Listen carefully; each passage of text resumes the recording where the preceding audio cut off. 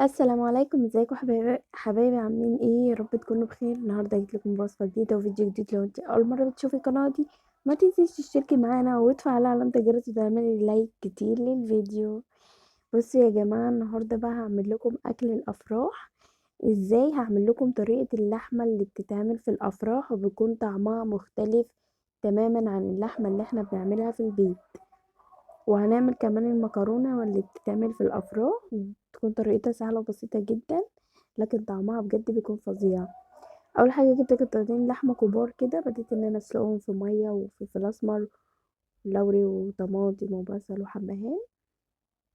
سبتها تاخد وتدي كده مع بعضها. هنيجي هنا في الطاسة دي، حطيت الخضار بتاعي اللي هو بصل شرايح وفلفل شرايح، وبديت ان انا اشوح فيهم. نزلت بطماطمايه كده ومعلقتين كبار صلصة، واحط بقى البهارات بتاعتي اللي هو ملح وفلفل اسمر،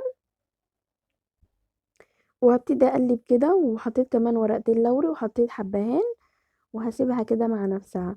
هنا يا جماعة بقى خلاص اللحمة كانت استوت. فانا جبتها كده اقطعها شرايح، ممكن تقطعها مكعبات زي ما انت عايزة. حبيت انها تبقى متقطعة شرايح كده علشان تدي شكل حلو في الاخر يعني. تمام.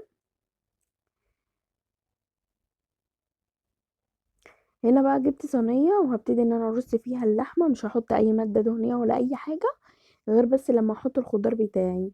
ده الخضار اللي احنا شوحناه مع بعض اهو. بنزل كده بيه على على اللحمة بتاعتي. انا ضفت معلقة زبدة كبيرة، بس مش عارفة المقطع راح فين يعني. المهم ان انا غطيت الصينية بالفويل ودخلتها الفرن.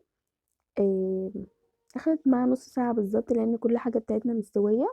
هنا بقى هنعمل مكرونة. حطيت حلة في حطيت زيت في الحلة ونزلت بكيس مكرونة. المكرونة دي يا جماعة صغيرة، النوع الصغير. تمام.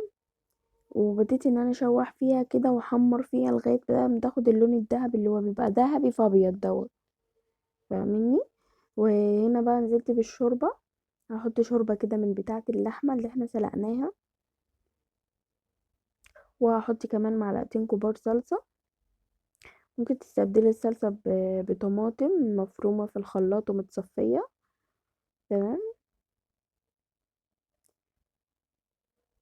بس كده بقى هكمل شوربه. هزود الحله دي شوربه، وهسيبها بقى احط لها التوابل بتاعتها اللي هو فلفل اسمر وملح، وهسيبها بقى تاخد وتدي مع بعضها لغاية ما تستوي.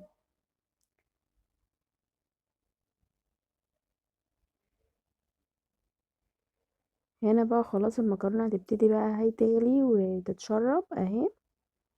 عايزة اقول لكم ريحتها حلوة قوي يا جماعة، وهتشوفوا منظر اللحمة طالع معايا عامل ازاي. اقسم بالله شكل اللحمة يفتح النفس لوحده. شايفين يا جماعة؟ شايفين الحلاوة والطعمة؟ انا شغلت عليها فرن عالي فوق وتحت نص ساعة وخرجتها على طول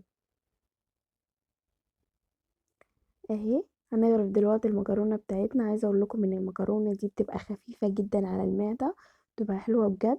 جربوا يا رب تعجبكم. كده اكون خلصت فيديو النهارده. يا رب يكون فيديو فيه استفاده وتستفادوا منه.